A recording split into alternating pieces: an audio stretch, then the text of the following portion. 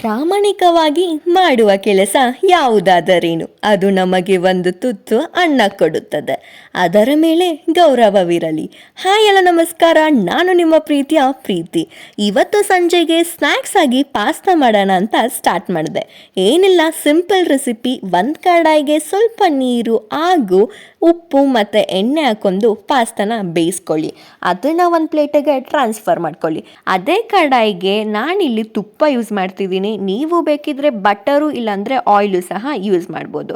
ಅದಕ್ಕೆ ಸ್ವಲ್ಪ ಮೆಣಸಿನ್ಕಾಯಿ, ಶುಂಠಿ, ಬೆಳ್ಳುಳ್ಳಿ ಹಾಗೂ ನಾನಿಲ್ಲಿ ಒಂದು 3 to 4 ಗೋಡಂಬಿ ಹಾಕೊಂಡಿದ್ದೀನಿ. ಇದು ನಿಮಗೆ ಆಪ್ಷನಲ್. ಹಾಗೆ ಆನಿಯನು ಮತ್ತು ಕ್ಯಾಪ್ಸಿಕಮ್ ಹಾಕೊಂಡು ಫ್ರೈ ಮಾಡ್ಕೊಳ್ಳಿ. ಬೇಕಿದ್ರೆ ಬೇರೆ ವೆಜ್ಜಸ್ಸು ಸಹ ಹಾಕೋಬೋದು. ಸ್ವಲ್ಪ ಟೊಮ್ಯಾಟೊ ಕೆಚಪ್ ಹಾಗೆ ಸ್ವಲ್ಪ ಸೋಯಾ ಸಾಸು ಮತ್ತು ವೆನಿಗರ್ನ ಹಾಕೊಂಡು ಫ್ರೈ ಮಾಡ್ಕೊಳ್ಳಿ. ಒಂದು ಬೌಲ್ಗೆ ಒಂದು 2 to 3 ಸ್ಪೂನ್ಸ್ ಆಫ್ ಮೈದಾ ಹಿಟ್ಟು ಇಲ್ಲ ಅಂದರೆ ಕಾರ್ನ್ಫ್ಲವರ್ನ ಹಾಕ್ಕೊಂಡು ನೀರು ಹಾಕಿ ಸಾಸ್ ರೀತಿಯಾಗಿ ಮಾಡ್ಕೊಳ್ಳಿ. ಅದನ್ನು ಒಂದು ಸ್ವಲ್ಪ ಹಾಕಿ ಮಿಕ್ಸ್ ಮಾಡ್ಕೊಳ್ಳಿ. ಇದಕ್ಕೆ ಚಿಲ್ಲಿ ಪೌಡರ್, ಸ್ವಲ್ಪ ಪೆಪ್ಪರ್ ಪೌಡರ್ ಮತ್ತು ಉಪ್ಪನ್ನ ಹಾಕಿ ಬೇಯಿಸ್ಕೊಂಡಿರೋ ಪಾಸ್ತಾನ ಹಾಕ್ಕೊಂಡು ಮಿಕ್ಸ್ ಮಾಡ್ಕೊಳ್ಳಿ. So red sauce pasta is ready.